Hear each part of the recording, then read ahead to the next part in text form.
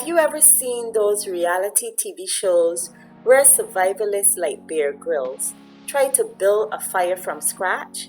He has to improvise, using whatever is available at that point in time, using nothing more than primitive methods, maybe rubbing two sticks together or using a bow drill, and trying for hours on end to get even a small spark. He attempts to get a fire started. Sometimes days may go by of trying and no spark, only smoke. However, the survivalist remains immovable because he knows that getting a fire is essential for his survival, either to keep warm, to cook a meal, or purify water. He never gives up, and after working hard for a long time, he finally gets the spark. Finally, it ignites. Now the job is not done yet, because that spark can go out just as quickly as it has started, and the aim is to get a big roaring fire to purify that water or cook that meal. To achieve this, he must remain immovable. He now has to assist that little spark to make it grow and do what it's supposed to do. Have you ever seen a flame struggle to stay alit? You have to assist that flame. You either have to fan it or blow it. This adds oxygen to that flame, helping it to ignite further. This is just what the survivalist does. He fans it, he blows on it, and he then adds dry tinder to fuel it. Finally, he gets flames, followed by the big roaring fire he was hoping for. Due to his perseverance, his immovability, he influenced that flame positively because he helped it to get to the place it needed to be in order to do the job it's supposed to do. He improved its situation by helping it along, so now it's better positioned to fulfill its purpose. In this present COVID environment, we can apply the principles of the survivalist. We are all improvising to make sure that as Christians and as a church, we are still moving forward in this COVID season.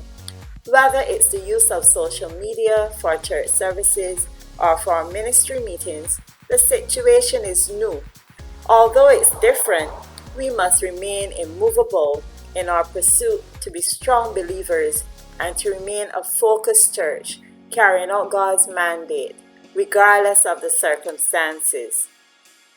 We may not reach ultimate success on the first attempt or even the second, but with prayer and perseverance, it comes. There will be ignition. The thing is that initial success cannot be final. It must be maintained and improved upon. Just like the survivalist fans his flame and tends to it to sustain it and make it grow, just like he influenced it to bring it to the place it needs to be to fulfill its role, we can similarly influence others so we can all progress to higher levels and still fulfill our God-given purpose in this season. To be an impactful Christian and church is as necessary now as ever before. We need to be the beacon that others can follow by setting the best examples of Jesus Christ for others to aspire to, whether it's striving for inclusivity in how we reach others or encouraging a hopeless, disheartened person. No other time has been such a clear indication of the necessity to be our brother's keeper, to look out for each other and build each other up. We have even been asked to wear masks to protect others. So today, let us inspire others to be their best selves and to fulfill their God-given purpose. In the end, you would have kept the flame roaring for Jesus. As we link today, let's ignite a flame and inspire others.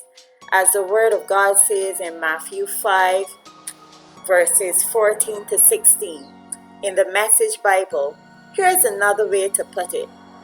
You're here to be a light, bringing out the God colors in the world.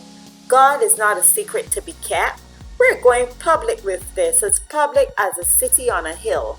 If I make you light bearers, you don't think I'm going to hide you under a bucket, do you? I'm putting you on a light stand. Now that I've put you there on a hilltop, on a light stand, shine. Keep open house. Be generous with your lives. By opening up to others, you'll prompt people to open up with God, this generous Father in heaven. So today, just ignite and inspire others.